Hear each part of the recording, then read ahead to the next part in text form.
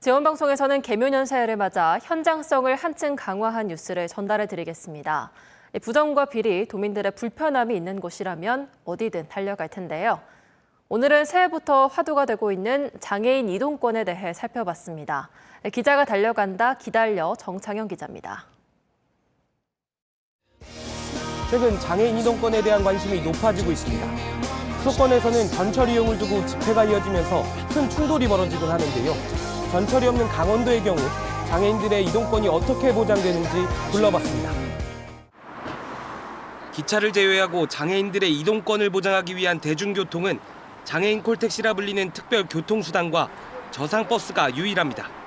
특히 전철이 없는 강원도는 의존도가 수도권에 비해 클 수밖에 없습니다. 저상버스를 기다려봤습니다. 강원도의 저상버스 도입률은 36.1%, 서울에 이어 전국에서 가장 높지만 이용 현실은 달랐습니다.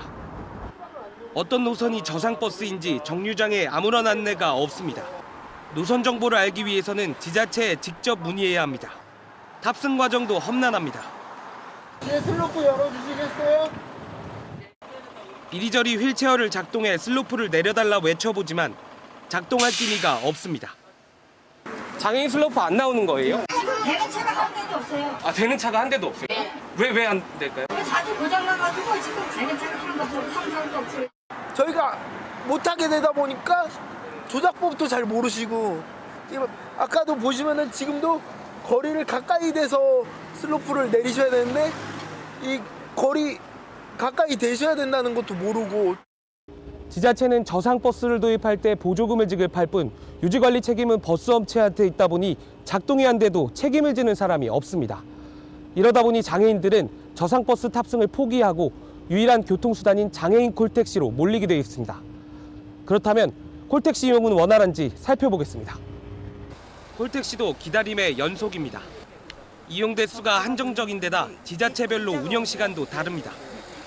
법정 기준에 따라 강원도에 보급되어야 되는 장애인 콜택시 수는 모두 195대. 하지만 실제 보급률은 173대 88%에 불과합니다. 이마저도 운전기사의 휴게 시간 등이 겹치면 2시간씩 기다리는 건 다반사입니다. 기사님들이 뭐 병가를 내거나 휴가를 가시면 한 대밖에 운행할 수가 없어요. 그러면 대기 시간이 3시간도 되고 4시간도 돼서 많이 기다려야 됩니다. 특히 야간 이용 제한이 심각하고 평일에도 이용자가 몰리는 특정 시간대에는 하루 전 예약이 필수입니다. 국토부는 장애인 콜택시 운영 기준을 모든 지자체에 동일하게 적용하는 개정안을 입법 예고했습니다.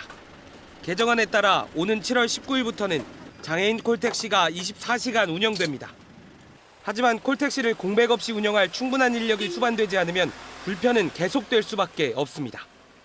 연가라든가 이렇게 해서 또 아프다든가 해서 현실적으로 근무를 할 수 없는 그런 시간들이 있는 거죠. 원주 같은 경우도 한 30% 정도가 결혼이 생기는 겁니다. 그러면 그 30% 정도를 결혼을 충당해 줘야 되는데. 올해 특별교통수단 도입 예산 24억여 원을 확보한 강원도는 장애인 콜택시 22대를 증차해 법정 대수를 맞추겠다는 계획입니다. 하지만 진정 장애인을 위한 정책이라면 도입 이후 이용에 불편함은 없는지, 저상버스의 문제는 무엇인지 등에 대한 보다 면밀한 정책적 검토와 현실적인 대책 마련이 필요해 보입니다. 지금까지 지원 기다려 정창영입니다.